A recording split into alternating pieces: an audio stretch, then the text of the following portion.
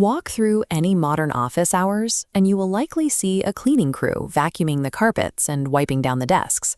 We tend to assume that covers workplace hygiene, deep within the foam. How much contamination accumulates depends on individual body chemistry, desk eating habits, and the surrounding workspace conditions. Every single seat develops a unique biological profile. All of that microscopic debris does not sit idle. As employees shift and move, the trapped particles grind against the yarn, acting like sandpaper inside the fabric weave. Long before a chair looks ruined on the outside, this internal friction is actively destroying high-density foam and tearing apart commercial-grade fabrics. Trusting a visual inspection creates a dangerous illusion. It allows the asset to depreciate prematurely, while simultaneously exposing staff to the contaminated materials, driving recurring respiratory and skin irritations. Facility managers face a difficult calculation. Do you take on the logistical headache of deep cleaning, or risk the unbudgeted expense of replacing ruined ergonomic furniture? This compares visual assessment against hidden metrics evaluated during deep cushion extraction. Chairs passing visual checks often fail health benchmarks, harboring extreme bacterial loads deep within. Replacing an ergonomic chair costs over $500. Professional extraction preserves it for a fraction of that price. The primary obstacle stopping most offices from authorizing this work is simply the fear of operational downtime. You cannot have wet chairs in the middle of a workday. Eliminating that operational friction requires scheduling the extraction exclusively after hours or on weekends. Viewed as a preservation strategy, deep extraction moves beyond the category of simple cleaning and becomes a tool for managing furniture depreciation. To reverse that deep-set contamination, you need an intervention that pulls the dirt out without leaving sticky chemical residues behind. That means relying on hot water extraction.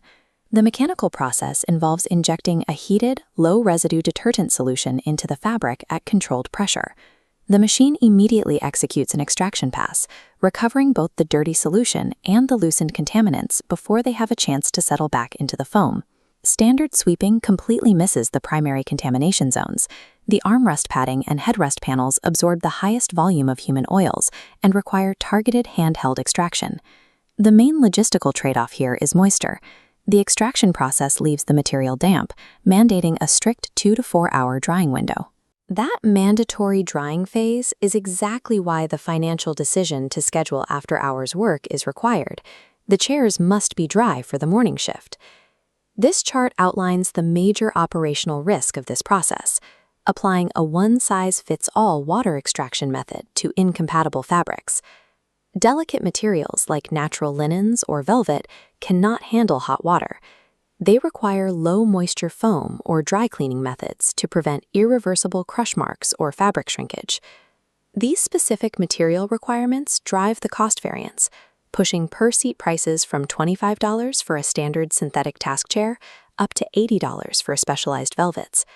You also face specific chemical challenges. Common tannin stains from spilled coffee or tea require a targeted pretreatment to break the compounds down before the extraction pass can work. Extending the life of these assets requires you to balance those strict drying logistics with highly specific, fabric-dependent chemical constraints. When we shift the focus from aesthetic restoration to biological safety, the compliance requirements for medical or heavily audited WHS environments become much stricter. The cardinal rule of sanitization is that cleaning out the physical dirt and applying chemical disinfectants must be executed as two completely separate steps. If you combine them into a single spray, the existing soil dilutes the hospital-grade disinfectant, neutralizing its ability to kill viruses and dust mites. This bar chart shows ATP swab readings, which verify if the isolated sanitization step actually reached the raw surface fibers. Hitting that specific sub-100 RLU threshold on the right provides the documented, verifiable proof required by strict healthcare compliance frameworks. The final variable in a complete maintenance cycle is the application of a post-clean fabric guard coating. This protective treatment represents an upfront financial trade-off.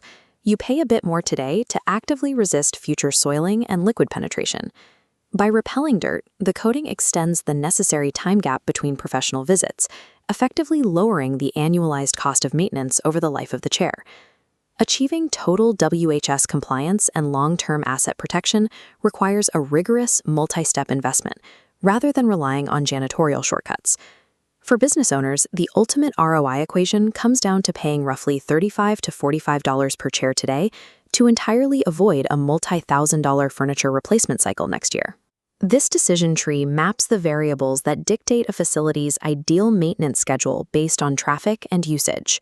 High-traffic or healthcare facilities require a strict 6-month cycle, complete with dedicated hospital-grade sanitization.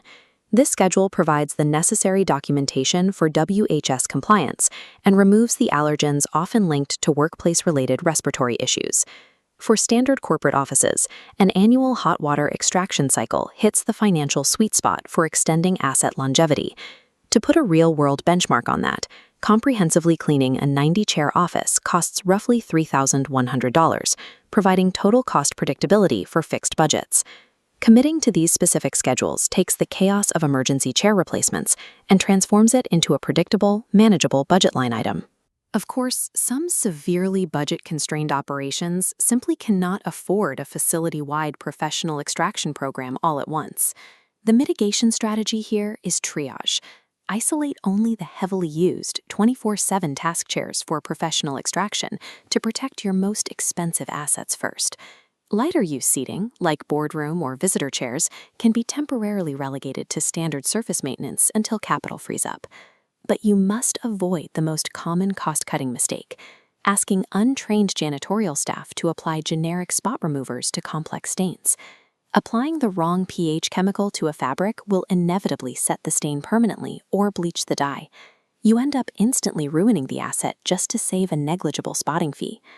Ultimately, structured professional maintenance acts as a hedge against both the replacement costs of furniture and the environmental health risks of the workspace.